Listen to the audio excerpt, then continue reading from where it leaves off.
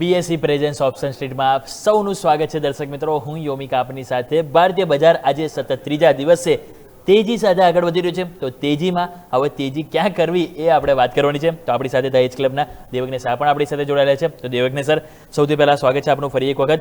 જણાવો કે હવે તેજી સરસ આપણને જોવા મળી રહી છે. તો એક વખત સર પહેલાં સેન્સેક્સ ઉપર વ્યૂ લઈ લઈએ, કારણ કે આવતીકાલે અહીંયા પણ એક્સપાયરી જોવા મળવાની છે. તો સેન્સેક્સમાં આજે જે તેજીમાં 77,000નું લેવલ જે વટાવ્યું છે તેમાં શું કોન્ફિડન્સ તમે જોઈ રહ્યા છો કે અહીંયા ફર્ધર બીજી તેજી જોવા મળે સર?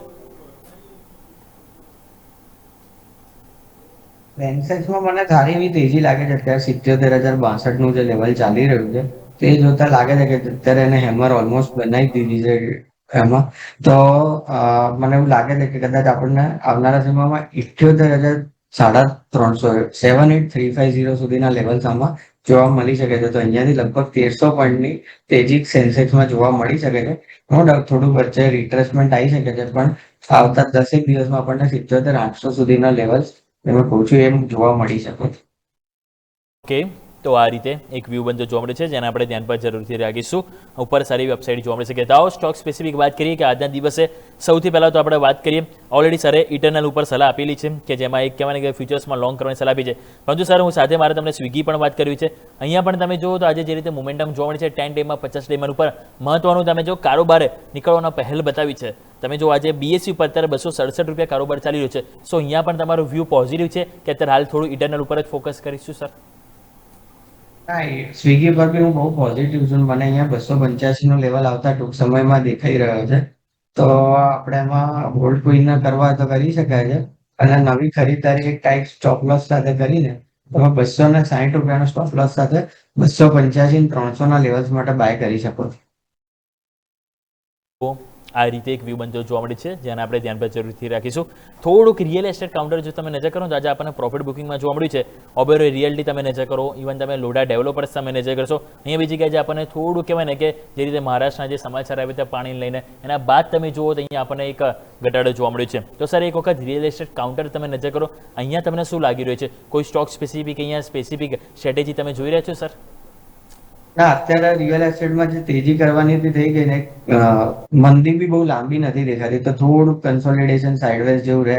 પણ ટ્રેડ લેવાય એટલું રિસ્ક રિવોર્ડ આમાં નથી બેસી રહ્યો. તો પછી આમાં મને એવું થાય છે કે અત્યારે ઇગ્નોર કરવું વધારે સારું છે. તો જેમ સર કીધું પ્રમાણે થોડું વેટ એન્ડ વોચ કરી લઈએ. હાલ નવી પોઝિશન બનાવવા માટે સલાહ નથી બની રહી. પરંતુ one of the best performance જો વાત કરીએ તો આજે તમે જો કન્ઝમ્પશન સ્ટોક્સમાં પણ જબરદસ્ત તેજી છે. એમાંથી જ આપણે એક વાત કરવી છે વોલ્ટાસ. તમે જુઓ તો આજે આપણને 3.5% તેજી ઓલમોસ્ટ ડે આઈની નજીક તમે જોવા મળશે. બીએસસી ઉપર જો હું વાત કરી રહ્યો છું તો આપણને 1370 રૂપિયા કારોબાર ચાલી રહ્યો છે સર. આજની જે મોમેન્ટમ છે, જે કોન્ફિડન્સ છે, શું કોન્ફિડન્સમાં લાગે છે કે અહીંયા ફ્યુચર્સમાં કોઈ લોંગ કરવું હોય તો વોલ્ટાસમાં સર સલાહ રહેશે?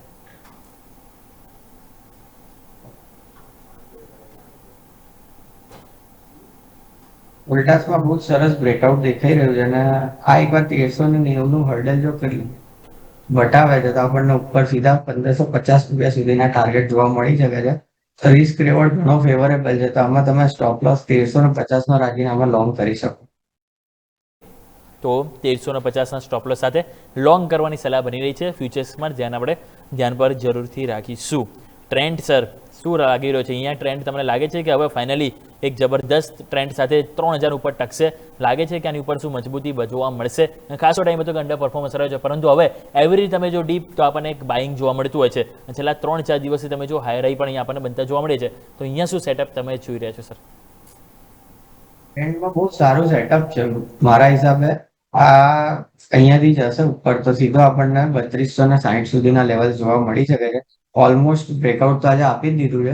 આપણે આજે ક્લોઝિંગની રાહ જોઈએ અને જો આ બ્રેકઆઉટ સસ્ટેન કરે છે અત્યારે 3000 ની ઉપર, તો આવનારા દિવસમાં 3250 ને 3300 ના ટાર્ગેટ જોવા મળી શકે છે. અને તમારે આમાં લોંગ કરીને 2920 રૂપિયાના સ્ટોપ લોસ સાથે આમાં લોંગ કરી શકે. ઓકે, તો આ રીતે એક વ્યૂ બનતો જોવા મળ્યો છે. અહીંયા પણ વ્યૂ પોઝિટિવ જ છે. લોંગ કરવાની સલાહ દેવજ્ઞ સર તરફથી બની રહી છે. તો દર્શક મિત્રો તમે નજર કરો તો જે રીતે આપણને આજે મોમેન્ટમ જોવા મળી રહ્યું છે અને જે રીતે આપણને સ્ટોક સ્પેસિફિક પણ એક્શન જોવા મળી રહી છે, તો એમાં એક નાયકા પણ તમે જુઓ, અહીંયા પણ આજે જબરદસ્ત એક્શન જોવા મળી છે. સ્ટોક્સમાં જો તમે નજર કરો તો આજે આપણને 2.5% તેજી જોવા મળી રહી છે અને ઓલમોસ્ટ 279 આજે 281 હાઈ બન્યા છે. અને ઓલ ટાઈમ હાઈ આપણને ખ્યાલ છે કે થોડા ટાઈમ પહેલાં મે મહિનામાં જ બન્યા હતા 285 રૂપિયા. તો અહીંયા પણ શું લાગે છે સર, આજની તેજી બાદ કોન્ફિડન્સ લાગે છે કે નવી તેજી કરવી જોઈએ, નવા રેકોર્ડ અહીંયા પણ આપણને બનતા જોવા મળી શકે સર? કયા શેરમાં? નાયકા સર. મને બ્રેક થઈ ગયું. નાયકામાં બી સારું લાગી રહ્યું છે, અને અત્યારે કાંઈક અંદર મારા ખ્યાલથી રિટેલની થીમ ચાલી રહી એવું લાગે છે કે ટ્રેન્ડ છે, નાયકા છે, બધું જોડે જ ચાલી રહ્યું છે. તેમાં બી it is on the verge of breakout only. તો મને એવું લાગે છે કે થોડુંક આના 286 રૂપિયાનો લેવલ્સ ક્રોસ કરવા દો, એના પછી આપણે આમાં બાઇંગ કરવું જોઈએ. ઓકે, તો જેમ સરે કીધું એ પ્રમાણે લેવલ ક્રોસ થાય એ બાદ ફર્ધર નવી એક્શન આપણને જોવા મળી શકે છે, જેને આપણે ધ્યાન પર જરૂરથી રાખીશું. થોડા બીજા સ્ટોક સ્પેસિફિક જો વાત કરીએ તો આપણને એક સોના કોમ્સ તમે જો, અહીંયા પણ આપણને બહુ સરસ મોમેન્ટમ જોવા મળી રહ્યું છે. અને આજે તમે જુઓ સ્ટોક્સમાં ગઈકાલની કેન્ડલ બાદ, બિલકુલ ડોઝી કેન્ડલ બાદ આજે મોમેન્ટમ પણ સરસ જોવા મળી રહ્યું છે. અને હાલ તમે જુઓ તો 600 રૂપિયાની ઉપર તમે જુઓ તો આપણને સ્ટોક્સ ટકી રહ્યો છે, એટલે કે મોમેન્ટમ તો આપણને સરસ જોવા મળી રહ્યો છે. 1% તેજી છે સર, 604 રૂપિયા. અહીંયા પણ 620 મેક્સિમમ ટાઈમ્સ આપણને રેઝિસ્ટન્સ નડ્યું છે. શું લાગે છે અહીંયા 620 અગર લેવલ ક્રોસ થાય તો નવી તેજી અહીંયા કરવી હોય તો કરી શકે સર સોના કોમ્સમાં? સોના કોમ્સમાં એટલું ખ્યાલ આવે છે કે નીચે 585 આસપાસનો સપોર્ટ બહુ સારો છે. તો આમાં ઉપરનું આ એક રેઝિસ્ટન્સ અત્યારે જે બનેલું છે 620 આસપાસનું, અને મને લાગે છે કે ક્રોસ થઈ જશે, કારણ કે નીચેથી દરેક લેવલથી બાઇંગ આવી જાય છે. અને સતત તમે જુઓ તો હાયર લો બનાવી રહ્યું છે છેલ્લા 5-6 દિવસથી. તો એકવાર હાયર હાઈ બને છે તો આમાં તમે પોઝિટિવ થઈ શકો છો અને લોંગ કરી શકો. ઓકે, તો હાયર આઈ બનવાની થોડીક વેટ કરી લઈએ. અને એક લાસ્ટ સ્ટોક સર વાત કરી લઈએ કે ઇન્ડસ્ટ્રીઝ. આજે તમે જો સ્ટોક્સમાં આપણને નવા ઓલ ટાઈમ હાઈ પણ બનતા જોવા મળે છે 5567 ઉપર, અને ઓલમોસ્ટ ડે હાઈ ઉપર અને ઓલ ટાઈમ હાઈ ઉપર સ્ટોક્સ કારોબાર કર્યો છે. 3%ની તેજી બીએસસીમાં જોવા મળી રહી છે. લાગે છે કે આજની કેન્ડલ બાદ સર અહીંયા ક્યાંક ને ક્યાંક આપણને 6000 તરફની પણ મોમેન્ટમ શું પોસિબલ તમે જોઈ રહ્યા છો સર? ના, મારે અત્યારે આમાં હું બહુ પોઝિટિવ નથી, એટલે આમાં વેટ એન્ડ વોચ કરવાની સલાહ રહેશે અત્યારે, કારણ કે મને એટલું રિસ્ક રિવોર્ડ ફેવરેબલ નથી દેખાય. તો એકવાર એમાં તમે વેટ એન્ડ વોચ કરો ને એકવાર પ્રોપર લેવલ્સ આવે પછી જ આપણે આના બાય કે સેલનો કોલ આપી શકીશું. ઓકે, તો વેટ એન્ડ વોચ કરવાની સલાહ બની છે, જેને આપણે ધ્યાન પર જરૂરથી રાખીશું. તો આપણે વાત થઈ ગઈ કે ઇન્ડસ્ટ્રીઝ 5560 ઉપર 3% તેજી આપણને જોવા મળી રહી છે. તો દર્શક મિત્રો, આ આપણે ખાસ કરીને જે વાતચીત કરી આપણી ખાસ રજૂઆત બીએસસી પ્રેઝન્સ ઓપ્શન સ્ટ્રીટ પર.